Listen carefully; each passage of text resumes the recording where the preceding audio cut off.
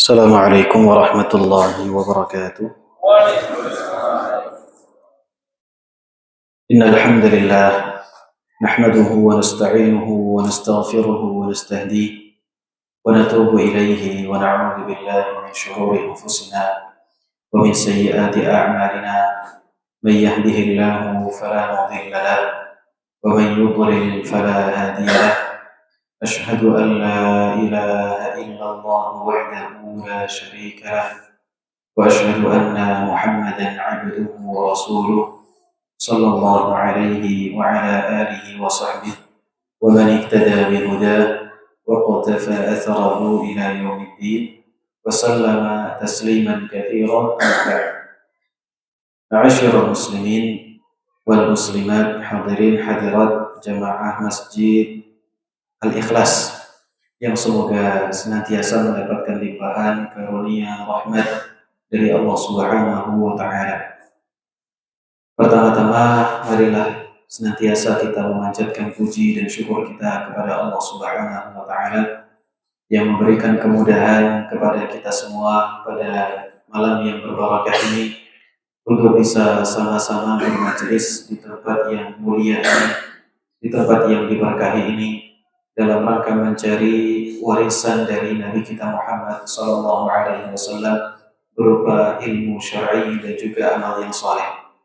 Tentunya nikmat ini adalah nikmat yang sangat besar yang mengharuskan kita untuk senantiasa bersyukur kepada Allah Subhanahu wa taala atas nikmat yang besar tersebut. La in syakartum la azidannakum. Seandainya kalian bersyukur, maka akan aku tambah nikmat tersebut bagi kalian. Semakin orang bersyukur atas nikmat kemudahan dalam menuntut ilmu, maka Allah akan berikan tambahan kepada dia. Tambahan berupa ilmu, tambahan berupa keberkahan, tambahan berupa kemudahan untuk senantiasa istiqamah di atas jalur ilmu syar'i. Tidak lupa salawat beserta salam semoga senantiasa tercurah limpahkan kepada Nabi kita Muhammad sallallahu alaihi wasallam, kepada keluarga beliau, para sahabat, serta orang-orang yang senantiasa mengikuti jejak langkah beliau hingga akhir zaman kelak. Ma'asyiral muslimin rahimani wa rahimakumullah. Pembahasan kita pada kesempatan malam hari ini adalah tentang satu pembahasan yang penting. Apa Pak pembahasannya? Tentang fikih seputar pembahasan seputar kemahraman. Fikih tentang mahram. Apa urgensi kita mempelajarinya dan bagaimana tentang perinciannya. Datang jauh-jauh dari Lampung Timur, tiba-tiba ujuk-ujuk bahas masalah mahram. Tapi tidak mengapa kita membahas pembahasan ini, karena pembahasan ini adalah pembahasan yang sangat penting, sangat layak untuk kita kaji. Kenapa? Ma'asyiral muslimin rahimani wa rahimakumullah, penting bagi kita mengkaji pembahasan seputar mahram. Ada beberapa alasan yang disebutkan oleh para ulama kita kenapa penting bagi kita untuk membahas fikih yang berkaitan dengan urusan mahram. Yang pertama, ma'asyiral muslimin rahimani wa rahimakumullah, pembahasan seputar urusan mahram merupakan bagian dari kajian ilmu syariat Islam, lebih khusus berkaitan dengan masalah ilmu fikih. Dan kita tahu bahwa semua hal yang berkaitan dengan syariat tidak ada yang bisa kita pandang rendah, apapun itu pembahasannya. Sekalipun hanya berkaitan dengan masalah kemahraman, itu tidak menjadikan pembahasan ini menjadi pembahasan yang ringan. Topik apapun apabila berkaitan dengan hukum syar'i, maka semua topik tersebut menjadi topik yang sangat penting untuk kita kaji. Terlebih hal ini berkaitan dengan masalah fikih. Terlebih berkaitan dengan banyak sekali perkara di dalamnya. Maka penting bagi kita untuk mengkaji pembahasan seputar masalah kemahraman. Ini adalah alasan yang pertama. Alasan yang kedua, masyaallah muslimin, karena topik seputar masalah kemahraman ini adalah pembahasan yang memiliki keterkaitan erat dengan berbagai macam bab di dalam ilmu fikih. Apa contoh pembahasan dalam keseharian seseorang yang berkaitan dengan masalah kemahraman? Siapa yang bisa jawab, Pak? Tapi nggak ada hadiahnya. Silakan. Mumtaz. Yang pertama adalah berkaitan dengan masalah safar. Boleh enggak seseorang itu safar dengan selain mahramnya? Apa jawabannya? Siapa yang bisa jawab? Boleh enggak seseorang safar dengan selain mahramnya? Boleh atau tidak? Tergantung. Kalau safarnya dengan laki-laki, boleh. Laki-laki dengan laki-laki tidak ada hukum kemahraman. Tapi kalau safar dengan wanita tidak boleh kecuali apabila wanita tersebut bersama dengan mahramnya atau dia sendiri merupakan mahram dari wanita tersebut. Ini yang pertama, hukum yang berkaitan dengan masalah safar. Yang kedua, apalagi Pak? Berkaitan dengan masalah jabat tangan. Kan begitu Pak? Berkaitan dengan masalah khalwat. Bolehkah seorang laki-laki berkhalwat atau berjabat tangan dengan selain mahramnya? Kalau laki-laki boleh ya. Sekarang antara laki-laki dengan perempuan, jawabannya tidak diperbolehkan. Seorang laki-laki dan seorang wanita saling berjabat tangan apabila laki-laki dan wanita tersebut bukan mahramnya. Dan kalau kita telisik praktek yang ada di masyarakat kita, bahkan di sebagian teman-teman yang sudah bernuansa Islami atau sudah terkenal dengan agamisnya, kalau sudah masuk ke dalam momentum-momentum tertentu, tidak bisa menahan perkara tersebut. Ya, akhirnya apa yang menjadi larangan diterjang. Ya, apa yang menjadi larangan diterjang. Ini adalah poin yang kedua. Jadi pembahasan seputar kemahraman itu tidak bisa kita remehkan. Satu, yang pertama, karena fikih yang berkaitan dengan mahram ini juga masuk ke dalam kategori pembahasan hukum syar'i. Semua yang berkaitan dengan hukum syar'i tidak ada yang remeh, tidak ada yang rendah, semuanya besar. Dan semua keutamaan yang berkaitan dengan ilmu, semua keutamaan yang berkaitan dengan ilmu juga berlaku tentang pembahasan seputar ilmu fikih, seputar kemahraman. Yang kedua tadi kita sebutkan bahwa hukum yang berkaitan dengan mahram ini memiliki keterkaitan erat dengan banyak sekali cabang permasalahan dalam kehidupan seorang muslim. Mulai dari masalah menikah, kemudian safar, jabat tangan, khalwat, dan yang lain sebagainya nanti akan kita sebutkan biidznillah subhanahu wa ta'ala. Kemudian yang ketiga, ma'asyiral muslimin rahimani wa rahimakumullah, ketidakfahaman tentang urusan kemahraman akan menjadikan seseorang masuk ke dalam banyak sekali larangan di dalam hukum syar'i. Ini yang tidak difahami oleh banyak orang. Terkadang kita menjadikan pembahasan seputar kemahraman itu pembahasan yang sepele. Lebih populer kita membahas tentang dunia parenting, tentang bagaimana kita mendidik anak, bagaimana menikah, bagaimana move on, ya, dan yang lain sebagainya. Itu mungkin yang lebih sering kita bahas dalam dunia pernikahan, yang berkaitan dengan hukum keluarga. Sangat jarang kita membahas tentang hukum kemahraman. Padahal membahas hukum kemahraman ini sangat penting sekali. Supaya apa? Supaya seseorang tidak terjerumus ke dalam banyak sekali penyimpangan, kekeliruan di dalam hukum syar'i. Kebodohan seseorang, ketidaktahuan seseorang terhadap satu bab dalam dunia ilmu syar'i akan menjadikan dia masuk ke dalam kubangan-kubangan kekeliruan. Ya, akan masuk ke dalam kubangan kekeliruan. Oleh karena itu seorang penyair pernah mengatakan, "Araftu syarra la lisyarri lakin litawaqi wa man la ya'rif al-khaira min asy-syarr yaqa' fi. Saya mengetahui kebaikan, keburukan itu bukan dalam rangka supaya saya mengerjakan keburukan tersebut, tapi saya mengetahui keburukan agar supaya saya tidak terjerumus ke dalam keburukan tersebut. Jadi memahami hal-hal yang berkaitan dengan penyimpangan, kekeliruan, itu bukanlah supaya kita mengerjakannya, tapi bagaimana caranya supaya kita bisa membentengi diri kita sehingga kita tidak terjerumus, tidak terjerembab di dalam penyimpangan-penyimpangan dalam hukum syar'i.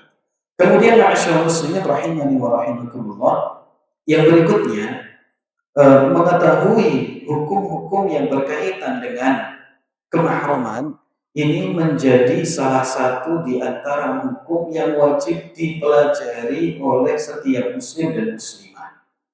Jadi mengetahui hukum seputar masalah kemahraman ini menjadi salah satu di antara perkara yang wajib untuk dipelajari bagi laki-laki dan juga perempuan. Bahkan hukum ini lebih diwajibkan lagi, lebih diharuskan lagi untuk dipelajari bagi para laki-laki. Kenapa ma'asyiral muslimin? Nabi SAW telah mengancam orang atau mengancam laki-laki yang tidak memiliki rasa cemburu. Dalam istilah hukum syar'i namanya apa itu, Pak? The youth. Seorang laki-laki yang tidak mengetahui atau tidak memiliki rasa kecemburuan terhadap istrinya. Dan alangkah banyaknya tipikal orang semacam ini. Bahkan di sebagian daerah itu sudah menjadi hal yang lumrah kalau seorang suami melihat istrinya ngobrol dengan wanita yang bukan mahramnya. Ada di sebuah daerah di Tulungagung, ya saya diceritakan sama teman saya sendiri yang memang asli orang Tulungagung. Beliau mengatakan bahwa ada satu daerah yang tidak jauh dari tempatnya, yang sudah masuk ke dataran tinggi salah satu pegunungan yang ada di sana. Itu antara tetangga satu dengan tetangga yang lain, kalau mau masuk ke dalam rumah itu bebas, selonang-selonong, tetangganya yang bukan mahramnya, bukan keluarganya masuk dari depan langsung menuju ke dapur, itu adalah sesuatu yang lumrah. Bahkan kalau ketok-ketok salam tidak ada orangnya langsung buka kamar, itu adalah sesuatu yang lumrah. Hal yang semacam ini dibenarkan atau tidak, Pak, secara hukum syar'i? Tidak. Apa kewajiban laki-laki kalau mengetahui hal semacam ini? Harus memberikan teguran, harus memberikan arahan kepada keluarganya dan juga kepada pihak yang melanggar hukum tersebut. Yang nyata terjadi di masyarakat kita adalah terkadang seorang laki-laki itu justru bangga kalau rumahnya itu banyak teman-temannya yang datang ngobrol bareng dengan istrinya juga, atau istrinya mundar-mandir masak, kemudian wirawiri, cuci A, cuci B, melakukan aktivitas nyapu. Sedangkan di rumahnya ada teman laki-lakinya ngobrol banyak, ya nongkrong sambil rokok, sambil ngopi dan sebagainya. Sedangkan istrinya tidak tertutupi auratnya. Itu merasa biasa saja. Ini adalah perkara yang sangat memprihatinkan. Kenapa demikian? Karena dia tidak paham tentang urusan masalah kemahraman. Bahkan tidak sedikit laki-laki yang menegur istrinya gara-gara tidak mau salaman dengan temannya, yang mana antara istrinya dengan temannya tidak memiliki hubungan kemahraman, tidak boleh jabat tangan. Ditegur istrinya gara-gara tidak mau jabat tangan. Ini adalah perkara yang sangat memprihatinkan. Seorang anak justru bahkan kadang-kadang, atau ini lebih sering, disuruh jabat tangan kepada teman bapaknya. Mana saling sama uum sana. Padahal uumnya ini uum siapa? Teman bapaknya saja. Anaknya sudah gadis, sudah SMA, suruh saling sama temannya yang bukan mahramnya. Dan yang lebih parah, ma'asyiral muslimin rahimani wa rahimakumullah, kita akan tahu tentang betapa pentingnya seseorang membahas tentang masalah kemahraman ini dengan berbagai kasus yang hari ini ada merebak di masyarakat kita. Kalau antara laki-laki tidak terbatasi dengan wanita, yang terjadi adalah umbar pandangan. Dia akan melihat istri dari temannya, dia akan melihat anak dari tetangganya yang tidak tertutupi auratnya, yang tidak terjaga pandangannya. Hari pertama malu-malu, hari kedua tegur sapa, hari ketiga jabat tangan, hari keempat chattingan, hari kelima jalan-jalan. Ya, ini adalah langkah-langkah syaitan yang sering sekali digunakan untuk memperdaya manusia sampai kepada taraf berbuat perkara-perkara yang keji dan juga perbuatan yang munkar. Allah Subhanahu wa taala mengatakan wala taqrabu zina. Janganlah kalian mendekati perbuatan zina. Bagaimana caranya supaya kita tidak mendekati perbuatan zina, menjaga keluarga kita dari perbuatan zina, yaitu memperhatikan urusan kemahraman. Siapa yang mahram bagi suami kita? Siapa yang mahram bagi istri kita? Siapa yang mahram bagi putri kita, bagi putra kita? Seorang bapak harus tahu. Seorang bapak harus paham. Ini insya Allah akan kita bahas pada kesempatan malam hari ini. Jadi ini beberapa poin ma'asyiral muslimin yang menjadikan alasan kenapa pembahasan seputar masalah mahram ini menjadi pembahasan yang sangat penting. Pembahasan yang kedua, ma'asyiral muslimin rahimani wa rahimakumullah, adalah tentang apa hukum yang berlaku bagi orang yang memiliki hubungan kemahraman. Jadi orang kalau dia mahram dengan seorang laki-laki atau seorang laki-laki memiliki hubungan kemahraman dengan seorang wanita, maka di dalam hukum syar'i ada beberapa hukum yang perlu untuk diperhatikan.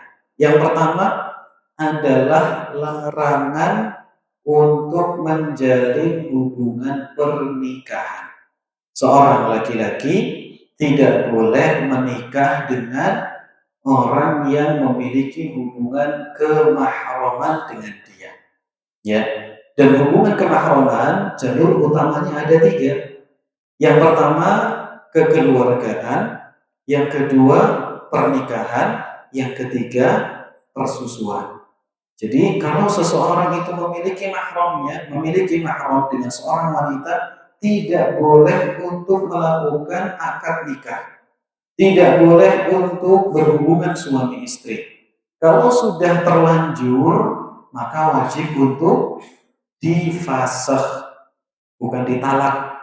Kenapa tidak ditalak? Karena nikahnya dari awal tidak sah. Talak itu berlaku kalau pernikahan itu sah. Itu wajib difasakh, wajib dipisahkan antara suami dengan istrinya.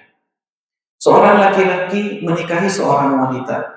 Setelah menikah, setelah punya anak, sudah kandung rasa cinta, ternyata istrinya adalah saudara sepersusuannya, gara-gara sama-sama minum susu Denko. Tidak demikian ya Pak, nanti akan kita bahas masalah sepersusuan. Apakah lantas ternyata misalnya saudara sepersusuan karena sama-sama disusui oleh seorang wanita? Kalau ternyata sudah jelas ada jalur kemahramannya, apa yang harus dilakukan? Harus dipisah antara suami dengan istrinya, apapun kondisinya. Sudah cinta mati pun harus diapakan? Harus dipisah. Setelah dipisah, masihkah boleh jabat tangan? Boleh, tapi tidak dalam satu hubungan suami dengan istri. Dan ini pernah terjadi, ma'asyiral muslimin rahimani wa rahimakumullah, tentang Uqbah ibnul Harits radhiyallahu ta'ala anhu. Salah seorang sahabat Nabi Shallallahu Alaihi Wasallam, Uqbah ibnul Harits, beliau menikahi seorang putri dari Abu Ihab. Ya, sudah menikah karena sangat cinta, akhirnya menikah dengan salah seorang putri dari seorang sahabat yang bernama Abu Ihab ibn Aziz. Setelah menikah, datanglah seorang wanita mengatakan, ini ar-dha'at Uqbata wallati tazawwaj. Kata wanita tersebut, sesungguhnya saya pernah menyusui dirimu dan kemudian saya pernah menyusui wanita yang kau persunting menjadi istrimu. Kaget, ya, dia sudah kesemsem, sudah cinta mati terhadap wanita, ternyata ada orang yang mengaku bahwasanya dia dan istrinya dua-duanya sudah sama-sama disusui. Tentunya dengan kaidah-kaidah dalam masalah hukum persusuan. Apabila telah tetap terpenuhi syaratnya, maka sah menjadi saudara sepersusuan, maka menjadi mahram. Uqbah mahram dengan wanita yang menyusuinya. Istrinya pun juga mahram dengan wanita yang menyusuinya, sama-sama perempuan. Wanita tadi dengan Uqbah adalah saudara sepersusuan. Dalam kondisi semacam ini, ma'asyiral muslimin, Uqbah datang kepada Nabi Shallallahu Alaihi Wasallam. Pergi ke kota Madinah, tanya kepada Nabi Shallallahu Alaihi Wasallam, beliau menyampaikan, saya sudah menikah dengan seorang wanita. Kemudian datang seorang ibu-ibu menyampaikan bahwa saya dengan istri saya adalah saudara sepersusuan. Kemudian kata Nabi SAW, bagaimana? Harus dipisah. Kata Nabi SAW, kaifa waqadati, wahai Uqbah, gimana lagi? Memang sudah ada orang yang bersaksi bahwa engkau dipersusui oleh dia dan juga dengan istrimu. Maka dalam kondisi semacam itu akhirnya dipisahkan antara Uqbah dengan istri. Sudah tidak ada lagi kompromi dalam hukum syar'i. Apa alasannya kenapa enggak boleh? Kan beda keluarga, yang jelas ini semua hukum syar'i. Allah Subhanahu wa taala yang lebih mengetahui tentang hikmahnya. Jadi ini poin yang pertama. Kalau seorang laki-laki dan seorang perempuan sah hubungan kemahramannya, maka tidak boleh melakukan pernikahan. Ini yang pertama. Yang kedua, masyaallah muslimin, apabila seorang laki-laki dan juga seorang wanita sah memiliki hubungan kemahraman, maka boleh untuk safar bersamanya. Artinya laki-laki itu boleh untuk dijadikan mahram bagi wanita tersebut untuk melakukan satu perjalanan yang jauh dalam jarak safar yang mungkin sudah kita ketahui ya. Ada khilaf di kalangan para ulama. Mayoritas para ulama kita membatasi jarak safar dengan jarak tertentu, batasan safar dengan jarak tertentu. Ada yang membatasinya dengan 80 km, ada yang membatasinya dengan 90, ada yang membatasinya dengan 120 dan yang lain sebagainya. Yang jelas mayoritas para ulama membatasi jarak safar dengan hitungan kilometer tertentu. Ada pun Syekhul Islam Ibnu Taimiyah rahimahullah taala, dan ini yang dipilih oleh Syekh Muhammad bin Shalih Al-Utsaimin. Mereka mengatakan bahwa safar itu ditentukan jaraknya dengan urf. Apabila urf masyarakat sudah menamai perjalanan itu disebut dengan safar, maka disitulah disebut hukum-hukum safar berlaku. Kalau safarnya seorang wanita, maka dia harus dengan mahramnya. Siapa mahramnya? Mahramnya adalah laki-laki yang secara hukum syar'i sudah sah untuk memiliki hubungan kemahraman dengan dia. Seorang wanita, ibu mertua safar dengan menantunya, boleh atau tidak? Boleh. Seorang menantu safar dengan bapak mertuanya, boleh atau tidak? Boleh. Seorang adik ipar laki-laki safar dengan kakak iparnya, boleh atau tidak? Nggak boleh, gitu ya. Ini tidak boleh. Jangan boleh. Enak. Ya, tidak semuanya diperbolehkan. Nah, jadi ini adalah hubungan yang berkaitan dengan kemahraman. Apakah mahram itu dalam safar harus baligh? Ada khilaf di kalangan para ulama. Al-Imam Ibnu Qudamah dalam kitab beliau Al-Mughni mengatakan bahwa dalam mazhab Hanabilah mahram itu disyaratkan harus sudah dalam kondisi baligh. Kenapa? Kata Ibnu Qudamah, karena yang namanya mahram itu karena mahram difungsikan untuk menjaga wanita, untuk menjaga wanita.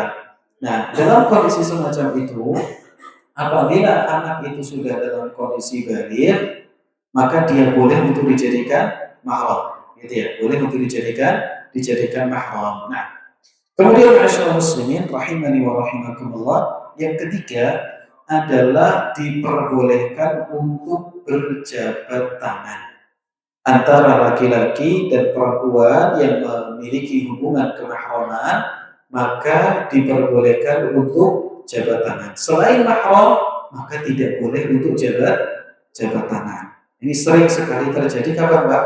Pas lebaran. Pas lebaran ini kan momen maafan. Padahal minta maaf itu tidak harus berjabat. Saya maaf ya. Karena semuanya perempuan ya. Saya minta maaf kepada kalian semua. Bisa atau tidak?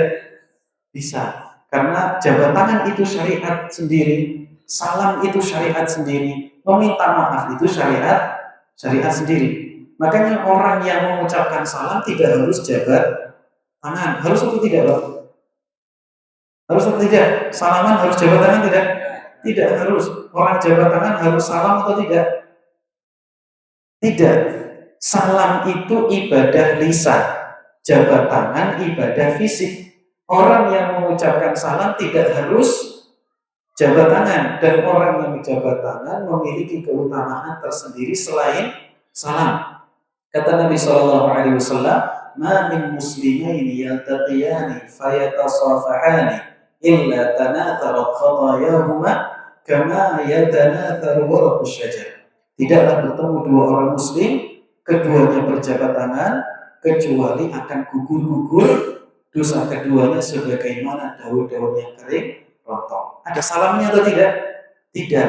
Yang jelas jabat tangan itu ibadah sendiri. Kalau ditambah salam, Assalamualaikum, berarti berapa pahalanya, Pak?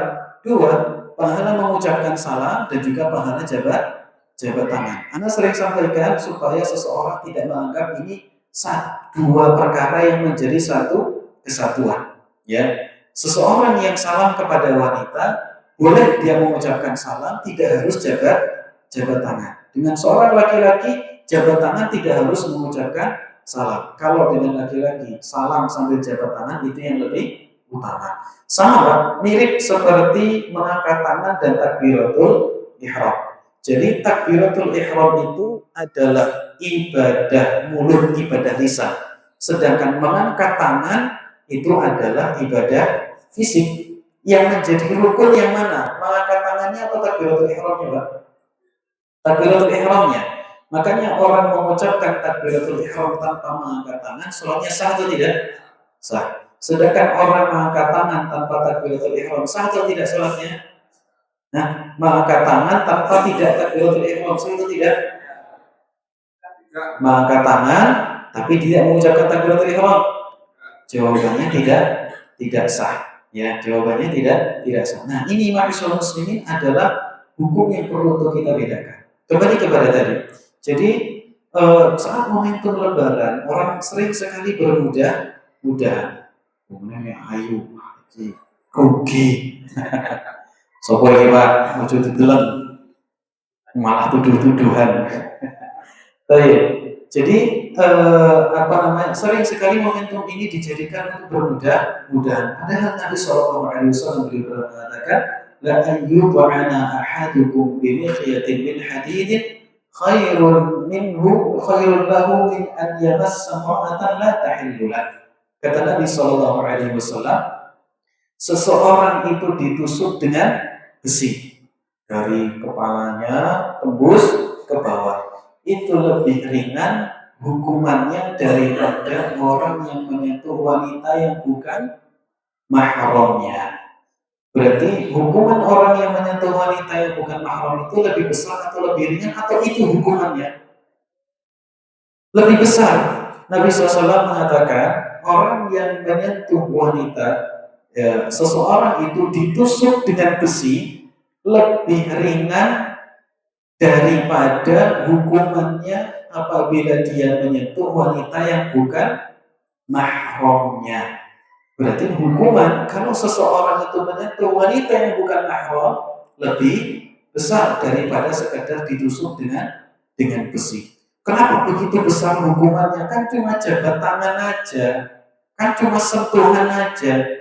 Jawabannya bukan kan cuma, karena semua ini adalah jalur untuk menuju perzinahan, ditutup serapat-rapatnya oleh hukum syar'i. Kalau orang itu bermudah-mudahan seperti zaman sekarang, Pak, waliyadzubillah, seorang guru misalnya bermudah-mudahan dengan santri matinya, ayo jejer semua 100 orang, salim satu-satu sama bahayainya. Ini yang ayu dititeni. Ini kan berbahaya kalau semacam ini. Ya.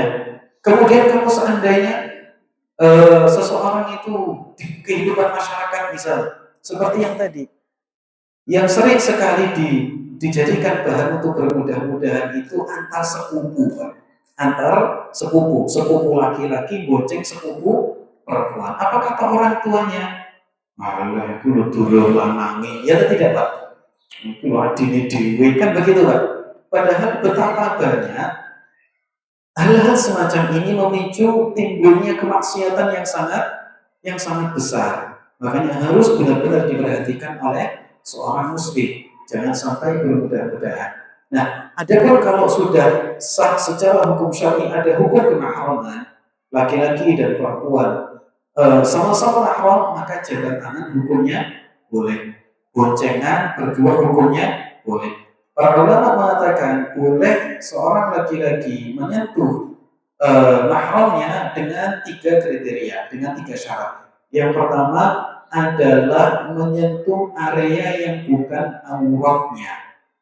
Menyentuh area yang bukan auratnya. Apa contohnya, Pak? Menyentuh telapak tangan, menyentuh kepala, gitu ya.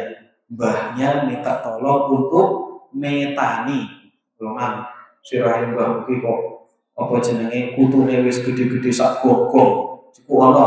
Kemudian dipetani satu-satu, boleh atau tidak?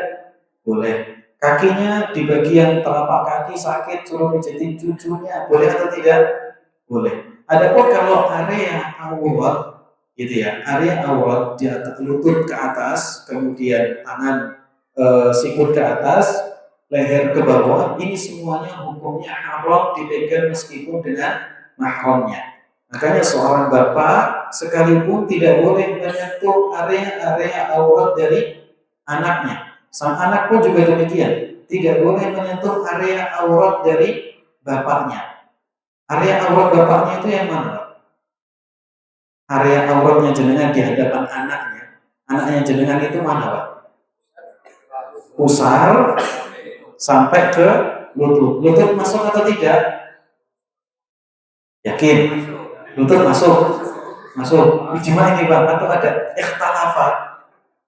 Ada khilaf di kalangan para ulama apakah lutut masuk atau tidak. Ya, apakah lutut masuk atau tidak? Sebagian para ulama kita mengatakan lutut masuk, sebagian yang lain mengatakan lutut tidak. Yang jelas jumhur para ulama mengatakan dari mulai lutut sampai ke pusar, lutut sampai ke pusar, gitu ya, sampai ke pusar. Ini adalah area aurat. Berarti kalau anak perempuan mijetin betis bapaknya boleh atau tidak? Boleh. Mijetin punggung bapaknya boleh atau tidak? Boleh. Mijetin tangan bapaknya boleh atau tidak? Boleh. Sekarang bapak mijetin paha anaknya, boleh atau tidak? Tidak boleh. Ya, meskipun bapak dengan anak memiliki hubungan kemahraman, ya, memiliki hubungan kemahraman. Jangan sampai kita bermudah-mudahan kan itu anak saya sendiri. Jangan, Pak. Betapa banyak hari ini kasus, mohon maaf, seorang bapak berbuat asusila kepada anak gadisnya sendiri tatkala istrinya pergi keluar negeri. Ya, ini na'udzubillah min dzalik, semoga Allah jaga keluarga kita dari hal-hal semacam ini. Jadi harus benar-benar kita waspadai. Yang pertama, tidak boleh menyentuh area aurat. Yang kedua, kata para ulama, hendaknya dia tidak menyentuh dengan syahwat. Ya, kalau menyentuh dengan syahwat maka hukumnya tidak diperbolehkan meskipun dengan mahramnya.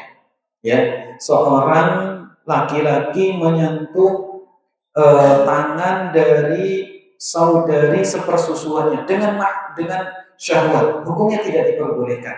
Ya, hukumnya tidak diperbolehkan. Kenapa? Karena berubah yang tadinya mubah ada pemicu untuk menuju perbuatan yang diharamkan, maka diharamkan secara hukum syar'i. Kemudian yang ketiga adalah kata para ulama tidak saling menyentuh kecuali dengan adanya kebutuhan. Ya, dengan adanya kebutuhan. Makanya ini 3 syarat yang disebutkan oleh para ulama seperti yang disebutkan di dalam kitab Al-Dhawabit Syar'iyyah ada auratil mar'atil muslimah. Nah, kemudian ma'asyiral muslimin rahimani wa rahimakumullah, konsekuensi hukum yang keempat. Apabila seorang laki-laki dan perempuan sah menjadi mahram, yang keempat adalah boleh untuk berkhalwat dengannya.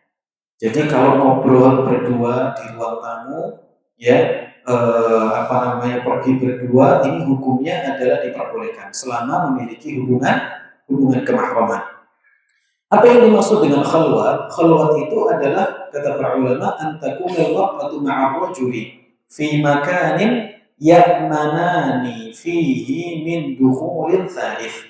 Yang disebut dengan khalwat itu adalah seorang laki-laki bersama dengan seorang perempuan di suatu tempat yang keduanya merasa aman dari keberadaan orang yang ketiga. Ini namanya apa? Khalwat. Jadi kalau dibonceng dalam satu mobil, ini namanya khalwat atau tidak, Pak? Satu mobil laki-laki dengan perempuan, dua-duanya mahram. Satu mobil, tidak ada yang ketiga, masuk khalwat atau tidak? Khalwat. Berada di ruang tamu, di ruang tengah, tidak ada yang ketiga, hanya berdua saja, laki dan perempuan, ini namanya khalwat. Kalau bis isinya 20, khalwat atau tidak? Tidak, ini namanya bukan khalwat. Khalwat itu secara bahasa artinya bersendirian. Kalau bercampur, bahasa Arabnya adalah ikhtilat, bercampur baur. Ya, bercampur baur. Nah, jadi kalau seseorang bersama dengan mahramnya, maka secara hukum syar'i diperbolehkan untuk berkhulwat. Nah, tidak dinamakan khalwat apabila ada orang yang ketiga, baik laki-laki ataupun perempuan. Jadi kalau seandainya ada seorang laki-laki bersama dengan dua orang perempuan, ini khalwat atau tidak? Ini tidak disebut dengan khalwat. Ada seorang perempuan dengan dua orang laki-laki. Ini ada kebutuhan ya, perkara yang mubah. Maka hukumnya tidak mengapa, tidak disebut dengan khalwat. Kemudian dua orang laki-laki dengan dua orang perempuan, ini tidak disebut khalwat. Perhatikan, ana tidak sedang bahas ikhtilat. Ikhtilat itu beda lagi. Ya, ikhtilat itu beda lagi. Jadi dua orang laki-laki dengan dua orang perempuan tidak disebut dengan khalwat. Ya, tidak disebut dengan khalwat. Sebagaimana disebutkan oleh Imam Nawawi dan juga Syekh Abdul Aziz bin Abdullah bin Bas dan juga para ulama yang lainnya. Nah, itulah ma'asyiral muslimin beberapa konsekuensi hukum apabila seorang laki-laki dengan seorang wanita memiliki jalur hubungan kemahraman. Sudah ada? Belum? Ini kajiannya gimana? Anda langsung terus sampai subuh? Sampai jam berapa biasanya? Sampai selesainya? Beneran ya? Nggak lama-lama, insya Allah nggak lama-lama. Kemudian ma'asyiral muslimin, nanti kalau sudah ada bunyinya kan ya. Baik. Kemudian ma'asyiral muslimin yang berikutnya adalah perlu untuk kita ketahui apa definisi dari mahram. Karena sebagian di antara kita mungkin masih bingung membedakan apa itu mahram, apa itu muhrim, kan gitu ya. Jadi kalau kita bahas secara literatur hukum syar'i, bahasa yang benar itu adalah mahram, bukan muhrim. Muhrim itu apa artinya, Pak? Muhrim? Satu rahim. Nah, ini pendapat pertama ya, Pak. Pendapat yang kedua di kalangan para jamaah, apa itu muhrim? Orang yang berihram. Pendapat yang ketiga, sudah, Pak? Muhrim itu artinya adalah orang yang masuk ke dalam lingkup sesuatu yang diharamkan. Itu namanya muhrim. Kenapa orang yang ihram itu disebut dengan muhrim? Karena dengan ihramnya dia masuk ke satu kawasan yang di dalam kawasan tersebut ada perkara-perkara yang diharamkan untuk dia. Orang kalau berihram untuk haji, maka mulai dari ihramnya akan berlaku beberapa perkara yang diharamkan. Apa contohnya, Pak? Membunuh, terus berburu, terus memakai pakaian yang dijahit membentuk lekuk tubuh. Yang keempat, apa lagi? Memakai wewangian. Yang kelima, berhubungan suami istri. Yang keenam, melakukan akad pernikahan. Yang ketujuh, memotong kuku, rambut, dan yang lain sebagainya. Ini larangan. Hukum asalnya mubah atau tidak? Mubah. Begitu dia berihram, maka dia masuk ke dalam satu kawasan yang akan berlaku padanya beberapa hukum yang diharamkan. Ini namanya muhrim, orang yang masuk ke dalam lingkup sesuatu yang diharamkan tatkala dia mengerjakan ibadah haji. Sedangkan mahram, kata para ulama, mahram itu adalah masdar mim. Ini bukan masdar mim ya. Ini masdar mim. Masdar mim ya, masdar mim gitu ya. Tahu apa masdar mim? Oh boy, masdar mim. Ya masdar mim lah ya. Sama seperti haram. Mahramul itu masdar mim. Haram itu masdar sharih. Haram artinya haram, mahram artinya haram. Sama-sama masdar, yang pertama ada mimnya, yang kedua tidak ada. Jadi mahram itu artinya secara bahasa adalah keharaman. Seorang laki-laki memiliki hubungan kemahraman dengan seorang wanita, berarti laki-laki tersebut haram bagi wanita tersebut. Haram dalam apa? Sudah ada ya? Tadi? Oh, alarm aja. Baik. Jadi ada hubungan apa? Hubungan keharaman. Haram dalam apa?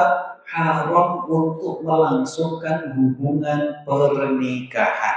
Ya, haram untuk melangsungkan hubungan pernikahan. Tapi apakah setiap orang yang diharamkan untuk melangsungkan hubungan pernikahan sudah pasti dia mahram bagi laki-laki tersebut? Jawabannya tidak. Ana ulangi. Seorang yang memiliki hubungan kemahraman, maknanya laki-laki tersebut tidak boleh menikah dengan wanita yang dia memiliki jalur kemahraman dengannya. Namun tidak sebaliknya, yaitu tidak semua wanita yang haram untuk dinikahi lantas menjadi mahram untuk laki-laki tersebut. Bisa difahami ya Pak? Baik, ini adalah salah satu di antara makna yang perlu untuk kita pahami tentang jalur kemahraman. Jadi bahasa yang benar, istilah yang benar adalah istilah mahram, bukan muhrim. Saya bukan mahram dengan dia.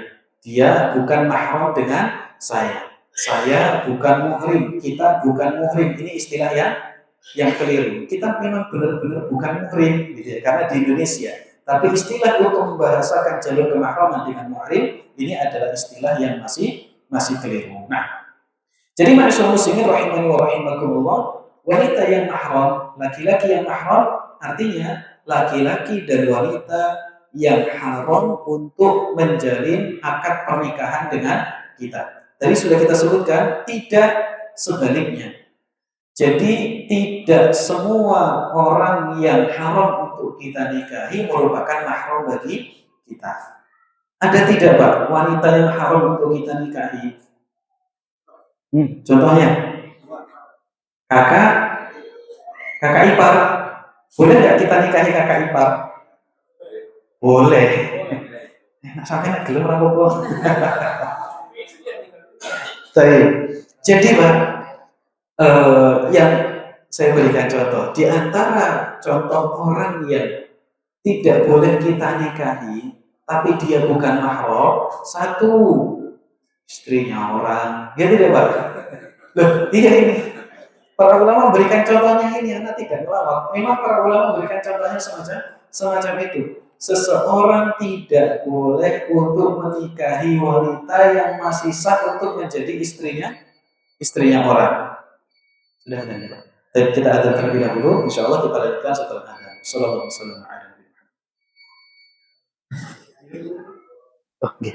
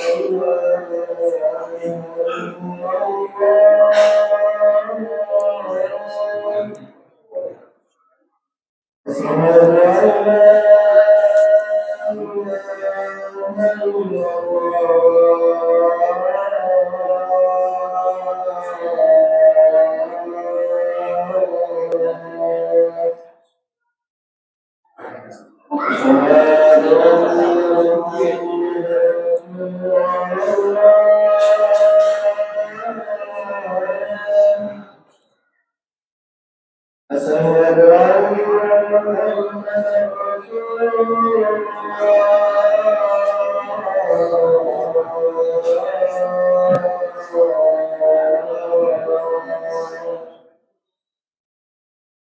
حي على الصلاة.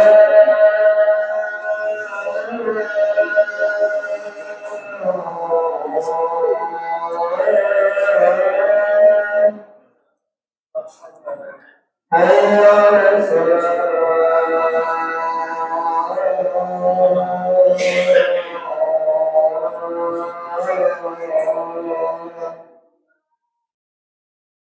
حي على الفلاح.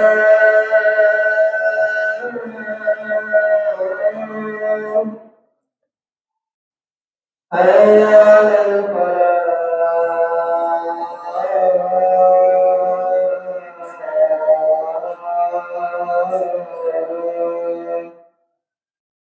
الله أكبر الله أكبر. لا إله إلا الله.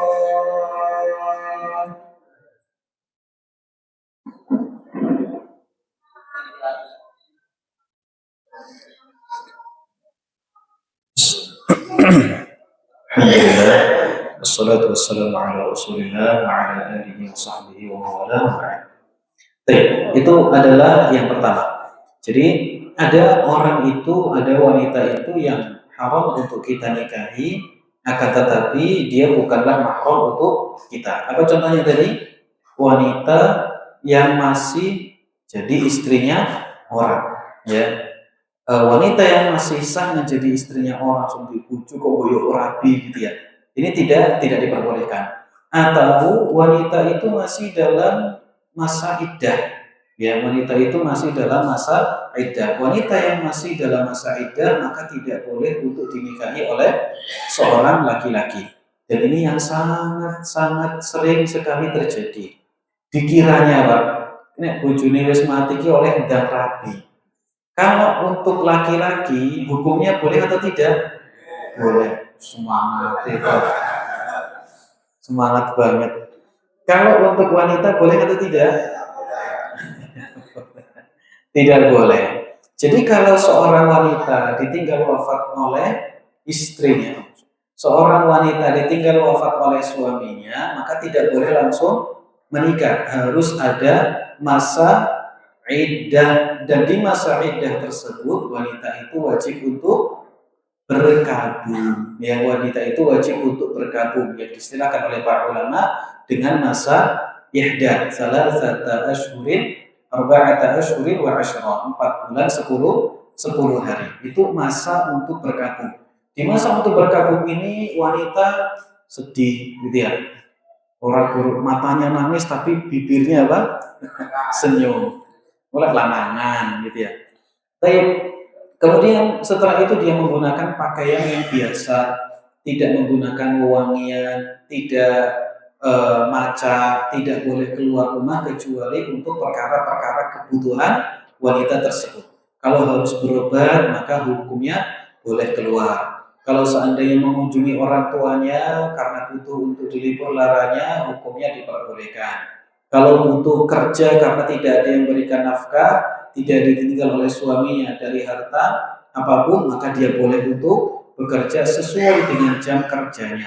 Kemudian setelah itu boleh bagi dia untuk belanja hal-hal yang berkaitan dengan kebutuhannya. Adapun merumpi di masjid, maka hukumnya tidak diperbolehkan. Ya, hukumnya tidak diperbolehkan. Ikut kajian, wanita yang masih dalam masa ihdath berkabung boleh atau tidak? Para ulama kita mengatakan tidak. Hendaknya dia menunggu di rumah sampai masa ihdatnya selesai. Ya, sampai masa ihdatnya selesai. Tapi dalam kondisi masa iddah, bolehkah dilamar oleh seorang laki-laki? Jawabannya tidak boleh. Tidak boleh melangsungkan akad pernikahan. Kalau sudah selesai masa iddahnya maka diperbolehkan untuk dilamar. Laki-laki, wanita yang suaminya nggak tahu kemana, ada atau tidak, Pak? Bojone sampean ndi, Mbak? Aku barang yo ora ngerti. Baik, selama belum ada eh, talak, belum ada fasakh dari hakim, maka hukumnya masih sah untuk menjadi suami istri. Salah satu di antara kasus yang sangat sering terjadi adalah seorang wanita pergi keluar negeri. Suaminya di Indonesia, wanitanya di Taiwan, ya di Korea, ya di Jepang dan sebagainya. Setahun 2 tahun tidak nikah, dianggapnya 2 tahun tidak dekat dengan suaminya itu lantas boleh untuk menikah lagi. Sehingga kadang-kadang pulang ke Indonesia bawa ngomongan, bawa apa? Ngomongan, saya sudah nikah, sudah sah sama dia. Secara hukum syar'i sah atau tidak? Tidak sah, dan hubungan itu adalah hubungan perzinahan. Ya, anaknya adalah anak hasil zina, maka tidak sah secara hukum syar'i. Suaminya nggak tahu kemana, terus tiba-tiba nikah. Suaminya balik, kuis sopo-sopoan malahan. Ini tidak diperbolehkan. Jadi tidak boleh seseorang itu untuk bermudah-mudahan di dalam urusan semacam ini. Tapi ini adalah apa tadi, Pak? Adalah wanita yang dia itu haram dinikahi tapi bukan mahrim, bukan mahram. Kemudian yang kedua, menggabungkan antara beberapa wanita. Jadi seperti yang tadi disebutkan oleh saudara kita tadi, menikahi sepupu ipar dalam kondisi saudaranya masih sah untuk menjadi istri kita. Jadi menggabungkan antara adik dan kakak gitu lah bahasanya ya.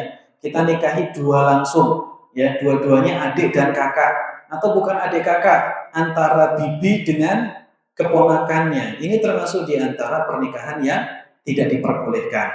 Jadi tidak boleh menggabungkan antara dua orang wanita yang dua-duanya itu adalah adik kakak atau bibi dengan keponakan. Ini hukumnya tidak diperbolehkan.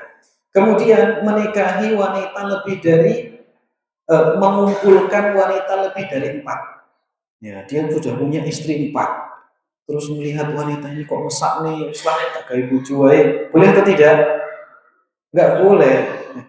Boleh kalau salah satunya diceraikan. Kamu udahan ya, gantian sama dia. Menakmen gitu ya. Ini tidak diperbolehkan kalau dia menggabungkan hal ini. Pernah kejadian atau tidak, Pak? Pernah. Saya pernah jalan dari Bekasi menuju Pancoran kalau tidak salah. Bonceng oleh seorang jamaah. Karena kebetulan kita ada keperluan, dia nanya, Ustaz, saya punya teman kasusnya seperti ini. Bujune papa parah nambah nek gitu ya. Kasihan sama yang terakhir karena kebetulan temannya. Boleh atau tidak, Pak? Menakmen gitu ya. Menakmen. Hukumnya adalah tidak diperbolehkan.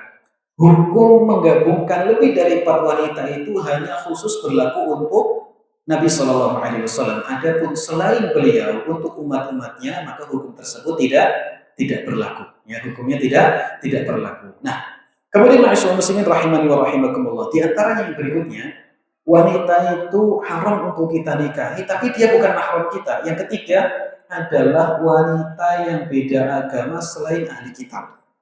Apabila wanitanya itu agamanya Hindu, Kristen, kan Nasrani, Pak.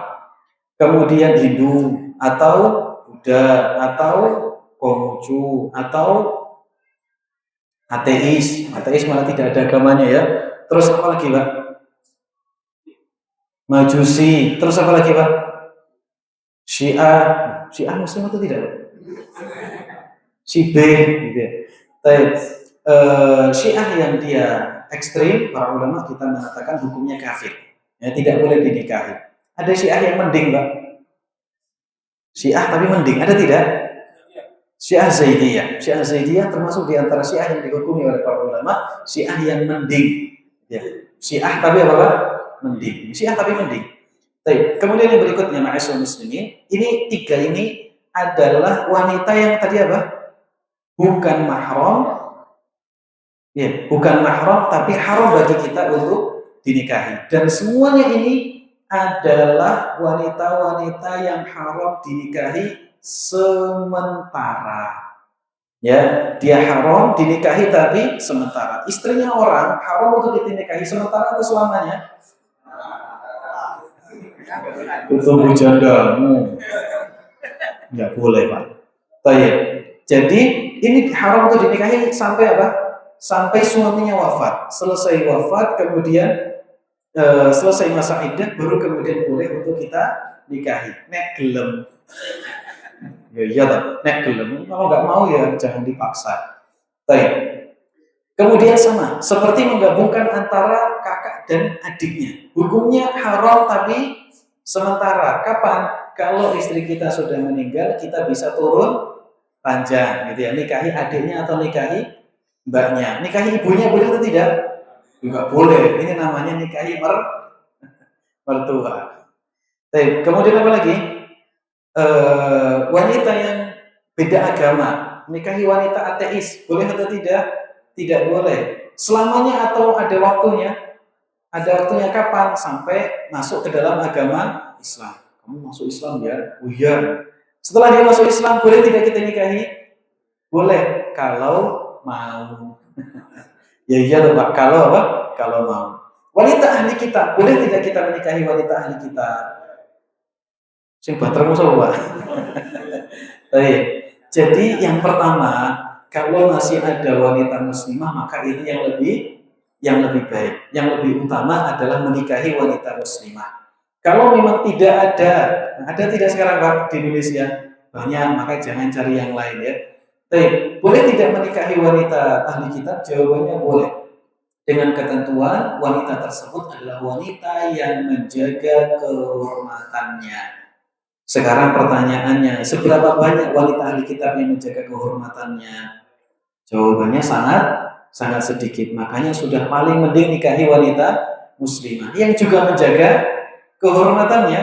Kadang-kadang ada namanya solehah, tapi perilakunya tidak solehah, ya. Apa namanya, berbuat kemaksiatan dan yang lain sebagainya. Maka mencari wanita adalah wanita yang benar-benar soleh, solehah, bukan soleh, solehah, yang menjaga agamanya. Ya, Nabi Shallallahu Alaihi Wasallam mengatakan tazawwajul wadud fa inni mukatsirun bikumul umama yaumil qiyamah. Nikahilah wanita yang penyayang dan juga banyak anaknya. Ini sebagian orang menjadi dalil apa nikahi janda, mencari janda yang banyak anaknya. Bukan demikian memahami sabda Nabi SAW. Menikahi wanita yang penyayang dan banyak anaknya maksudnya adalah wanita yang berpotensi memiliki anak dan keturunan yang banyak, ya. Dengan cara bagaimana? Melihat wanita yang di sekelilingnya, melihat ibunya ini anaknya berapa? 1, 2, 3, 4, 5 berarti banyak atau sedikit, Pak? Banyak atau sedikit? Banyak. Kalau orang tua kita itu 5 itu sedikit atau banyak, Pak? Sedikit. Orang tua zaman dulu itu tawakalnya lebih besar daripada kita ya, Pak.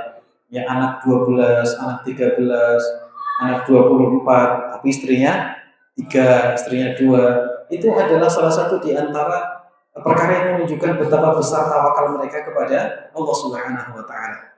Dan hidup-hidup, ya atau tidak? Siapa contohnya? Ya kita. Ya, kita kan anak-anak orang tua kita. Yang paling banyak di sini saudaranya ada berapa? 9 Pak. Nah, alhamdulillah bisa hidup kan sampai sekarang ya Pak. Tinggal 5, alhamdulillah. Yang 5 kan hidup berarti. Baik. Jadi ini salah satu bentuk betapa besarnya rahmat Allah Subhanahu wa taala. Nah, jadi ini adalah wanita yang haram dinikahi, tapi apa tadi Pak? Haram dinikahi dan bukan mahram, akan tetapi tidak selamanya. Adakah wanita yang dia itu tidak mahram dengan kita, terus haram untuk dinikahi selamanya? Wanita yang tidak mahram dengan kita dan haram untuk kita nikahi selamanya. Ada tidak, Pak? Ada. Harap mantuk ngerti. Baik. Siapa yang bisa jawab, Pak? Silakan, Pak. Mumtaz. Ini jawaban yang benar.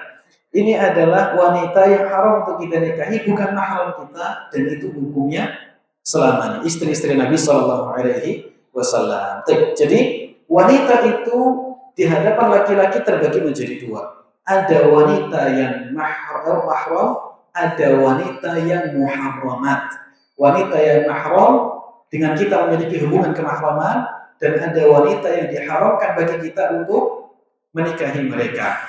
Wanita yang diharamkan tadi terbagi menjadi dua, diharamkan selamanya dan diharamkan pada waktu tertentu. Kalau sudah habis masanya maka boleh untuk dinikahi. Nah, sekarang ma'asyiral muslimin rahimani wa rahimakumullah, kita akan bahas tentang wanita-wanita yang memiliki hubungan kemahraman dengan kita. Wanita yang memiliki hubungan kemahraman dengan kita terbagi menjadi tiga. Wanita yang mahram dengan kita karena sebab nasab, sebab pernikahan, dan juga sebab persusuan. Jadi ada tiga jenis wanita yang menjadi mahram dengan kita. Kita bahas dari wanita yang pertama, wanita yang haram untuk dinikahi karena sebab nasabnya. Atau sebelum itu, ma'asyiral muslimin rahimani wa rahimakumullah, tiga jenis wanita tersebut Allah Subhanahu wa taala kumpulkan pada surat An-Nisa, surat yang keempat ayat yang ke-23. Nanti bapak-bapak dan ibu-ibu bisa melihat Al-Qur'an surat An-Nisa ayat yang ke-23. Di situ Allah Subhanahu wa taala mengumpulkan tiga jenis wanita yang mahram dengan kita. Ya, mahram, haram untuk kita nikahi dan kita memiliki hubungan kemahraman dengan mereka. Yang pertama, ma'asyiral muslimin, yaitu wanita yang haram dinikahi karena sebab nasab. Allah Subhanahu wa taala mengatakan, "Hurrimat 'alaikum ummahatukum wa banatukum wa akhawatukum wa 'ammatukum wa khalatukum wa banatul akhi wa banatul ukhti." Kata Allah Subhanahu wa taala, diharamkan atas kalian, ibu-ibu kalian, putri-putri kalian, saudari-saudari kalian, bibi-bibi dari jalur bapak kalian, bibi dari jalur ibu kalian, keponakan dari saudara laki-laki kalian, keponakan wanita dari saudara laki-laki kalian, dan keponakan wanita dari jalur saudari kalian. Ini adalah wanita-wanita yang haram dinikahi sekaligus mereka adalah mahram. Siapa mereka? Yang pertama siapa tadi Pak? Ibu. Ibu siapa ini? Ibu kandung. Ibu yang melahirkan kita haqiqatan atau tasabbuban. Jadi ibu yang melahirkan kita secara hakiki atau ibu yang menjadi sebab kita lahir ke dunia, ini dalam hukum syar'i disebut dengan ibu. Siapa ibu yang melahirkan kita? Ya ibu kita, soponek gitu ya. Ibu kita, ibu yang melahirkan kita. Kita semua punya ibu. Manusia itu ada tiga, Pak. Yang pertama, atau ada empat, nantilah. Yang pertama, antara tiga atau empat ya, Pak. Nanti ketemu jawabannya kalau sudah selesai perinciannya. Yang pertama, manusia yang terlahir tanpa bapak, tanpa perantara laki-laki, dan tanpa perantara wanita. Siapa itu? Nabi Adam alaihissalatu wassalam. Manusia yang terlahir tanpa perantara laki-laki, tapi tanpa perantara laki-laki dengan perantara perempuan. Nabi Isa alaihissalatu wassalam. Kemudian manusia yang terlahir melalui perantara laki-laki tanpa perempuan. Nabi Muhammad. Oh, Hawa. Nabi Muhammad kaget. Hawa, nah. Kemudian yang keempat, manusia yang lahir dengan perantara laki-laki dan perempuan. Kita, ya. Jadi ini adalah empat jenis manusia. Berarti ada berapa? Ada empat. Nah, kita adalah manusia yang terlahir dengan sebab laki-laki dan juga sebab perempuan. Ibu yang melahirkan kita itu disebut dengan ibu dalam bahasa Arab. Demikian pula semua wanita di atas ibu yang menjadi sebab kita lahir. Siapa itu? Ibunya ibu. Berarti siapa? Nenek. Ibunya ibu. Buyut. Ibunya ibu. Apa namanya? Canggah gitu ya. Ibunya ibu. Wareng. Itu kalau masih hidup ya, Yang jelas itu semua ke atas adalah apa? Ibu kita. Kalau di Indonesia namanya nenek moyang. Semuanya nenek, ke atas kan mbah gitu ya. Demikian pula Wanita yang menjadi sebab kita lahir, kan kita kan lahir dari ibu dan bapak. Ibu kita ini namanya ibu gitu ya. Kemudian semua wanita yang menjadi sebab kita lahir itu adalah ibunya ibu ke atas dan kemudian ibunya bapak. Ya, ibunya bapak itu juga ibu kita, ibu bahasa hukum syar'i loh Pak, bukan bahasa Indonesia. Soal itu kan nenek, nenek itu bahasa Indonesia. Kita sekarang sedang bahas bahasa Arab. Jadi ibunya bapak kita itu ibunya bapak kita, iya, itu ibu kita karena beliau adalah wanita yang menjadi sebab kita lahir. Kalau nggak ada beliau kan bapak kita nggak lahir, ya tidak Pak? Kalau nggak ada beliau bapak kita tidak lahir. Jadi itu masuk ke dalam kategori ibu. Semuanya itu adalah wanita yang mahram untuk kita. Kalau di Indonesia disebut ibu, secara hukum syar'i tidak disebut maka dia tidak masuk ke dalam kategori ini. Ya, satu, ibu guru. Ya, ibu guru. Disebut ibu atau tidak? Tapi ada tambahannya ibu apa? Ibu guru mahram atau tidak? Ya kalau itu ibu kita yang mahram, ibu saya ibu guru. Ya. Itu ya mahram kali. Tapi kalau tidak maka bukan mahram. Berarti kalau anak kita sekolah SMA laki-laki sama bu gurunya, ini kan ibu saya. Boleh atau tidak Pak? Tidak boleh. Ini bukan mahramnya. Dua, ibu kos. Ini juga bukan apa? Bukan mahram. Terus ibu angkat. Nah ini yang sering sekali Pak. Ini sudah saya anggap seperti ibu saya sendiri. Kalau saya masuk angin udah minta kerohan. Ya, pernah atau tidak Pak? Pernah yang semacam ini. Ini itu sudah saya anggap seperti anak perempuan saya. Masuk rumah sono, kalau ngelih ngambil nasi sendiri. Ini tidak bisa dinormalisasi Pak seperti ini Pak. Ya tidak boleh dinormalisasi. Baik, ibu jari, ibu kota ini semuanya tidak apa? Tidak masuk ke dalam kategori ibu. Jadi ibu yang melahirkan kita. Baik, sekarang istrinya bapak itu ibu kita bukan Pak? Istri. Bukan. Sebentar.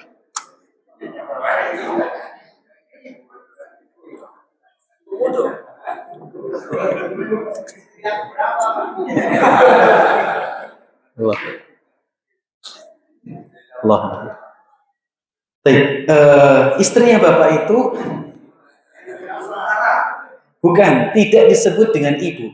Jadi istrinya bapak itu tidak secara hukum syar'i tidak disebut ibu. Itu namanya zaujatul ab. Itu istrinya bapak.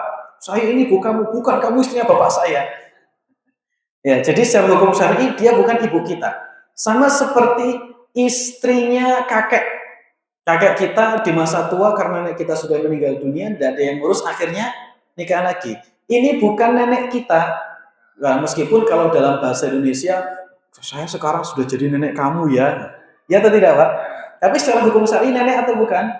Bukan. Itu namanya zaujatul jad. Istrinya kakek. Mahram atau tidak? Istrinya kakek mahram atau tidak? Mahram, tapi tidak dengan jalur ini. Jadi yang kita bahas sekarang adalah ibu kita. Siapa ibu kita? Yaitu tadi, orang yang melahirkan kita, atau secara nasab dia adalah orang yang menjadi sebab terlahirnya kita. Yang menjadi sebab terlahirnya kita. Ini adalah apa? Ini adalah jalur kemahraman. Nah, kemudian ma'asyiral muslimin rahimani wa rahimakumullah, yang kedua adalah berarti berlaku kebalikannya ya Pak. Berarti kan ibu kita laki-laki, ibu kita mahram dengan kita. Nenek kita dari jalur bapak, jalur ibu mahram dengan kita. Kalau bagi yang wanita, berarti bapaknya adalah mahram dia. Bapak kandung atau bapak yang menjadi sebab terlahirnya dia.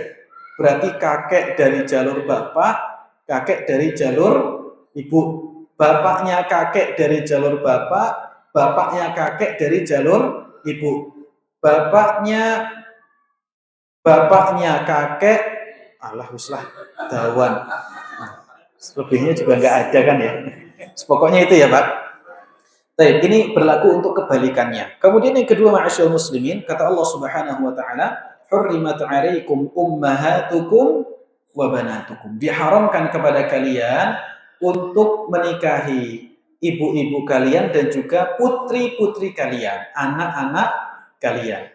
Anak yang dimaksud di sini Allah Subhanahu wa taala menggunakan lafaz jamak. Berarti anak perempuan kita terus ke bawah. Jadi kalau kita punya anak perempuan kita adalah mahram bagi kita, tidak boleh untuk kita nikahi. Demikian pula anak perempuannya anak perempuan kita, atau anak perempuan atau cucu perempuan dari anak laki-laki kita pun juga mendapatkan hukum yang sama. Terus ke bawah. Berarti apa? Cicit kan gitu ya. Cucu kita yang laki-laki punya anak perempuan, itu mahram dengan kita. Cucu kita yang laki-laki atau perempuan punya anak ya, atau punya cucu lagi perempuan, maka semua ini hukumnya adalah mahram dengan kita. Dan anak itu adalah yang masuk ke dalam jalur kemahraman, ya, jalur kemahraman, jalur keluarga kita. Adapun anak angkat maka tidak masuk. Ya, seberapapun kita keras di dalam mengakui dia sebagai anak angkat, maka sejatinya dia bukan anak kita, ya, bukan mahram dengan kita. Adapun anak angkat bisa untuk menjadi mahram dengan kita, ya, karena kadang-kadang ada orang yang sudah menikah lama tapi Allah Subhanahu wa taala uji belum memiliki keturunan. Dan ini salah satu di antara ujian yang berat. Kalau tidak memiliki kekuatan iman, kadang-kadang bisa apa? Bisa stres. Saya pernah di Jakarta Selatan itu ada seorang ibu-ibu, Allah Subhanahu wa taala uji dengan tidak memiliki anak, akhirnya dia begitu gemati dengan kucing. Dengan kucing, Pak. Kucing itu sudah dianggap seperti anaknya, Pak. Anaknya sendiri. Wah, banatukum gitu ya. Tapi akhirnya Pak, kalau kucingnya itu kelahi dengan kucing lain, saking gematinya, dia bawa pisau untuk mau melukai kucing yang kelahi dengan kucing dia. Ya, kalau kucingnya digusah itu bahasa Indonesianya apa, Pak? Diusir ya, diusir sama orangnya itu yang dimarahin sama dia, seolah-olah ganggu anaknya. Makanya orang yang belum memiliki keturunan ini salah satu di antara ujian, bukan kok terus didiskriminasi, ya, diskriminasi. Kowe iki kok duwe anak iki piye karepmu? Nah, tidak boleh semacam itu. Kalau memang belum dikaruniai anak, ya kita harus support, kita harus berikan nasihat, diberikan semangat dan sebagainya. Dan tentu usaha dia sudah lebih besar daripada usaha kita. Ya, kita punya teman yang Allah uji belum memiliki anak, harus keluar uang puluhan juta untuk supaya dia punya anak. Harus berobat ke sana, berobat ke sini, coba A, coba B dan yang lain sebagainya. Tapi Allah Subhanahu wa taala belum berkenan untuk memberikan keturunan. Makanya bukan kita cemooh, bukan kita candai, tapi kita berikan semangat atau kita berikan semangat, nasihat dan sebagainya. Baik, kemudian yang berikutnya ma'asyiral muslimin rahimani wa rahimakumullah, tadi kita bahas anak angkat ya. Seseorang itu boleh untuk mengangkat anak supaya mahram menjadi dia anak angkatnya dengan dua cara. Cara yang pertama adalah dengan disusui, ya, dengan disusui. Dia mengambil anak, mohon maaf, dari panti asuhan, kemudian disusui oleh istrinya, kemudian setelah itu apa? Setelah itu akan sah menjadi siapa? Akan menjadi anak angkat. Hanya masalahnya wanita yang tidak hamil dia tidak memiliki air susu. Terus bagaimana caranya?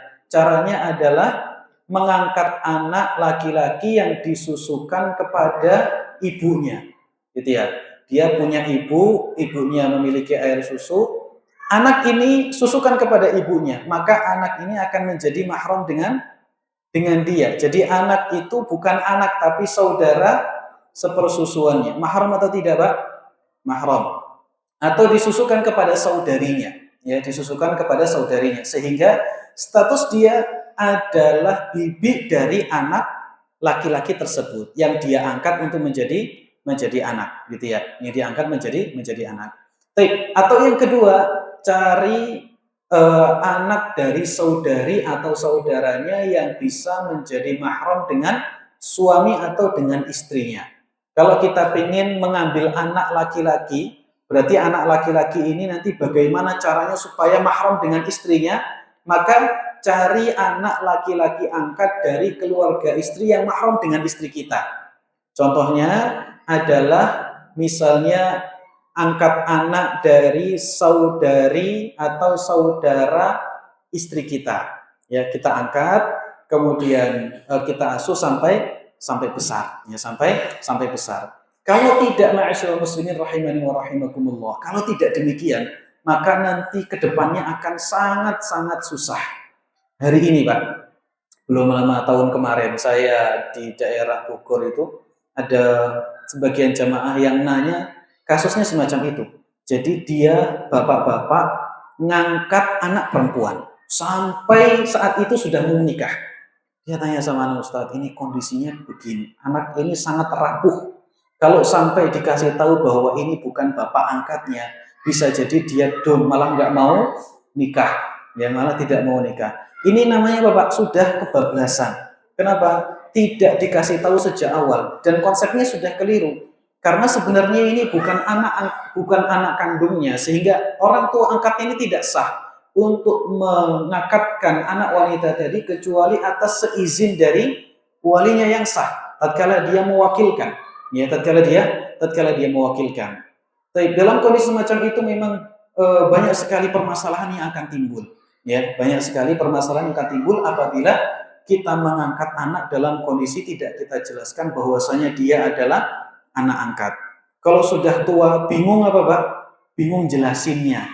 Bingung jelasinnya. Sebagian itu ada yang sampai anaknya sedih. Kenapa? Karena namanya di kakak sendiri. Bapak sama ibu angkatnya satu kakak, dia kakaknya sendirian. Akhirnya dia bertanya-tanya, ya sampai dewasanya. Makanya ini, ma'asyiral muslimin, untuk mengangkat anak bukan sesuatu yang terlarang dalam hukum syar'i, boleh, tapi ada prosedurnya. Di antara prosedurnya tadi mencari yang mahram dengan kita atau mahram dengan istri kita, kalau laki-laki atau perempuan. Nah, dan tidak boleh menasabkan dengan kita sebagai orang tua angkatnya.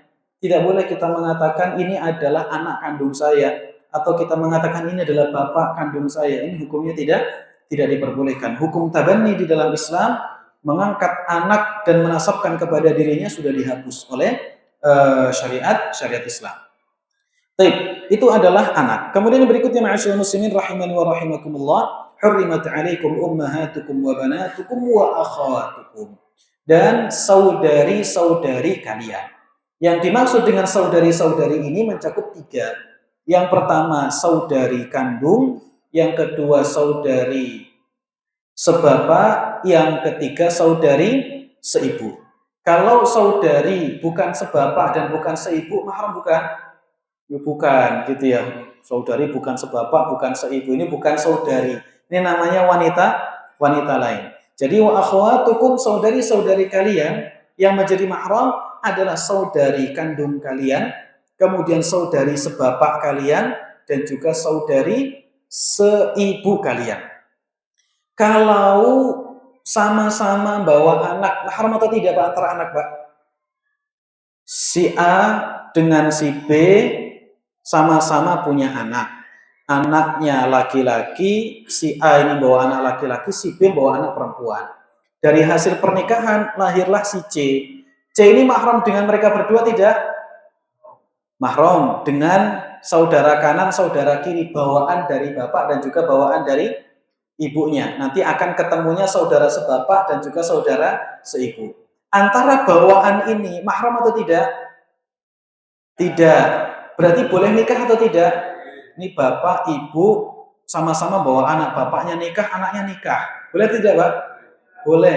Hukumnya adalah diperbolehkan.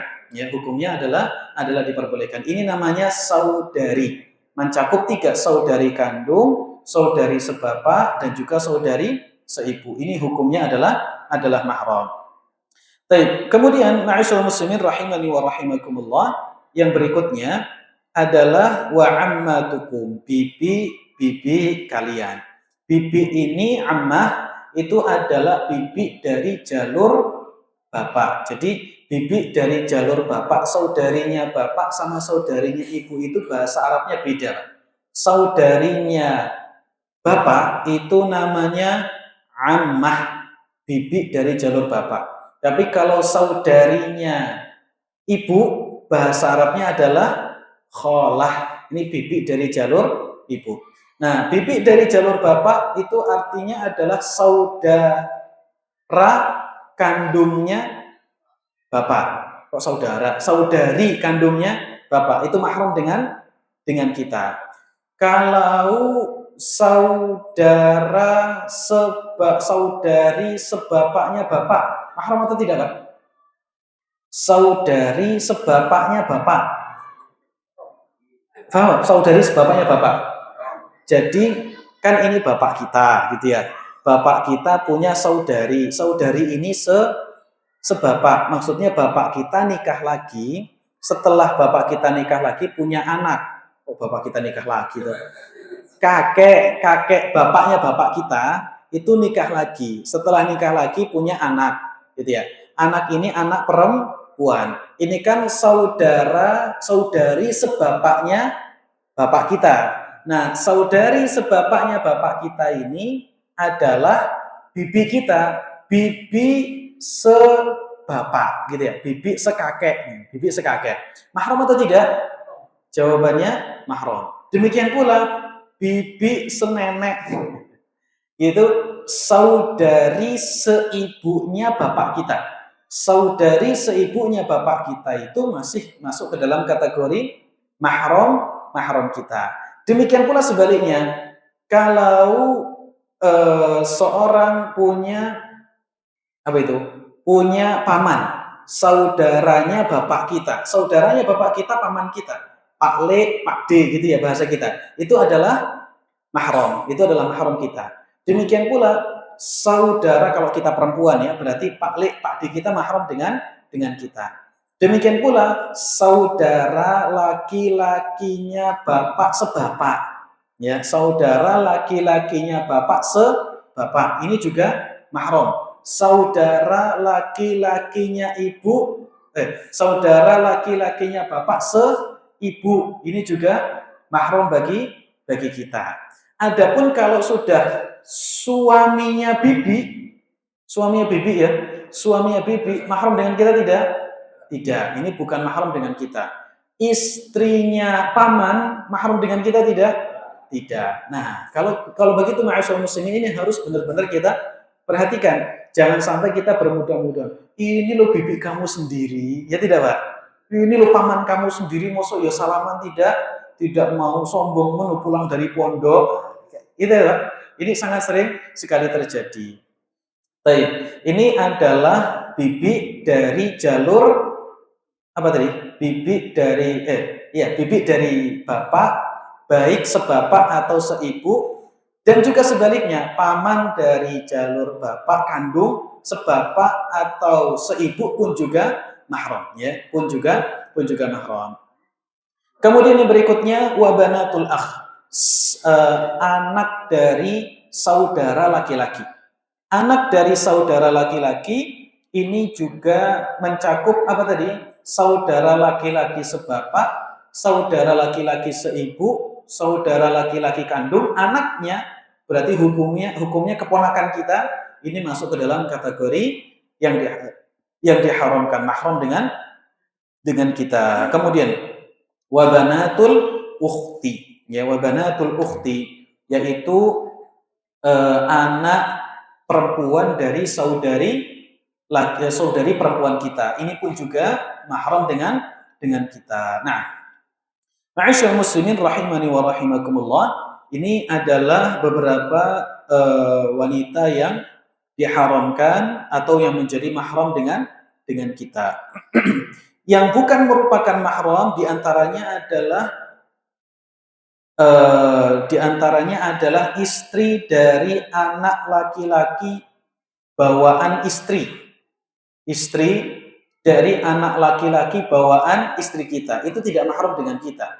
Jadi kita misalnya nikah dengan janda kita, istri kita yang kita nikahi janda tadi bawa anak laki-laki. Anak laki-lakinya istri kita itu nikah dengan wanita. Wanita itu dengan kita mahram tidak? Tidak mahram, ya. Wanitanya tidak mahram dengan kita.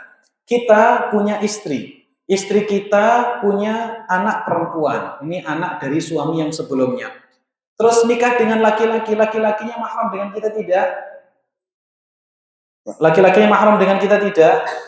Yo, nggak ada hukum kan sama-sama laki-laki. Tapi kalau dengan kita sebagai wanita punya suami baru. Suami barunya punya anak perempuan. Anak perempuannya nikah dengan laki-laki.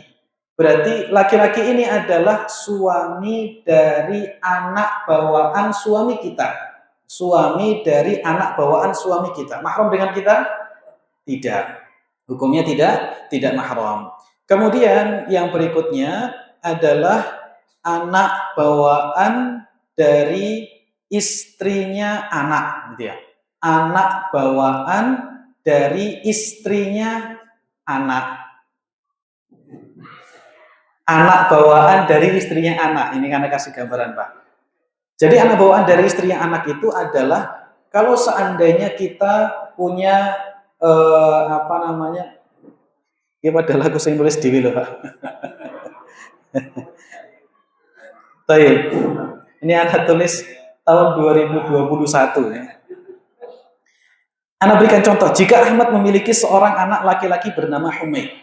Ahmad punya anak laki-laki bernama Humaid. Humaid menikahi janda beranak satu perempuan. Humaid menikahi janda anak satu perempuan. Maka Ahmad bukan mahram dengan putri bawaan dari istrinya Humaid. Bisa dipahami ya Pak?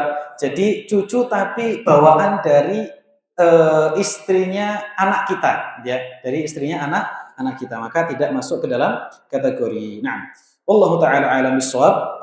Sudah jam 8. Mungkin karena sebab pernikahan dan juga persusuan, kapan-kapan ya kalau seandainya ada waktu insyaallah. Nah, semoga Allah berikan taufik kepada kita semua. Kita lanjutkan dengan sesi tanya jawab. Kalau seandainya ada pertanyaan, 3 pertanyaan aja ya. 3 pertanyaan aja, tapi 3 pertanyaan jangan panjang-panjang. Kalau tahu kita jawab, kalau tidak tahu wallahu a'lam, jangan menjadi PR kita bersama. Nah, silakan Pak.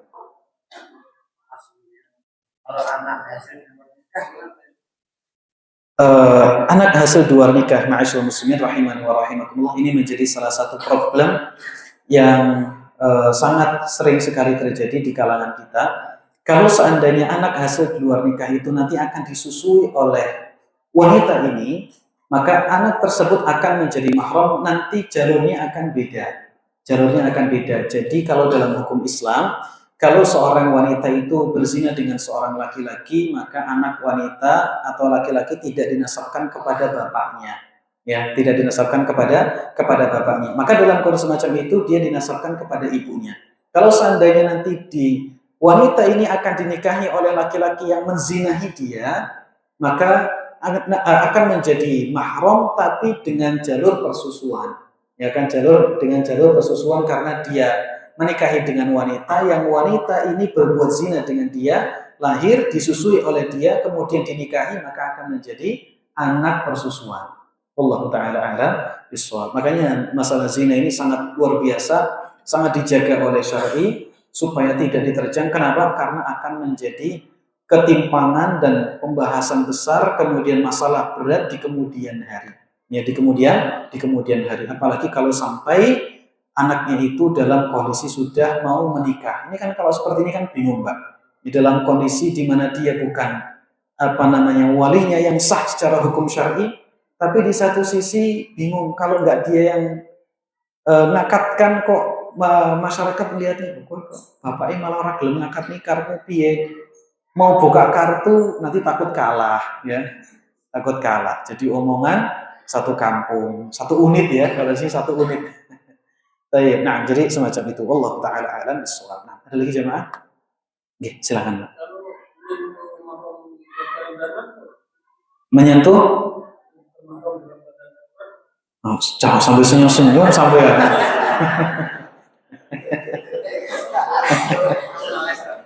Baik, eh, kalau kalau darurat itu memiliki hukum khusus ya, seorang. Mm-mm. Mm-mm. Mm-mm. Baik. Yang pertama, ma'asyiral muslimin rahimani wa rahimakumullah, sesuatu yang darurat memiliki hukumnya tersendiri. Yang tadinya tidak boleh, kalau darurat menjadi apa? Boleh. Jangan. Nah. Baik. Para ulama kita membuat kaidah ad-daruratu tubihul mahdurat. Ini yang pertama. Kondisi darurat itu akan memperbolehkan seseorang dalam kondisi darurat memperbolehkan perkara yang sebelumnya dilarang dalam hukum syar'i. Makan bangkai hukumnya diharamkan, tapi dalam kondisi darurat seseorang diperbolehkan untuk memakan bangkai. Ada kaidah yang kedua, para ulama kita mengatakan tuqaddaru biqadriha. Darurat itu boleh tapi sebutuhnya, bukan semaunya. Ayo mbak, tak bopong. Bisa jalan sendiri kok apa bopong. Ini hukumnya tidak diperbolehkan. Kalau seandainya contoh kasus real, ada wanita tenggelam, gitu ya, wanita tenggelam. Kemudian tatkala tenggelam, semua wanita yang ada di situ tidak ada yang bisa untuk berenang. Yang bisa berenang cuma laki-laki. Boleh tidak ditolong, Pak? Boleh tidak ditolong? Boleh. Tapi perhatikan, tuqaddaru biqadariha. Sebutuhnya. Sebutuhnya itu apa? Pegang tangannya, jambak rambutnya gitu ya. Pegang tangannya. Jangan apa? Pegang semuanya. Pegang tangannya saja, kemudian kita berenang. Kalau sudah sampai pinggir ya sudah. Jangan apa? Nah, jadi itu qadaru bi qadriha. Jadi tidak boleh untuk berlebihan. Wallahu taala a'lam bishawab. Nah, lagi jamaah, cukup ya. Kita cukupkan sampai di sini. Semoga Allah berikan taufik kepada kita semua. Kita tutup. Wassallallahu wasallam ala nabiyyina Muhammad. Subhanakallahumma wa bihamdika asyhadu an la ilaha illa anta astaghfiruka wa atubu ilaik. Assalamualaikum warahmatullahi wabarakatuh.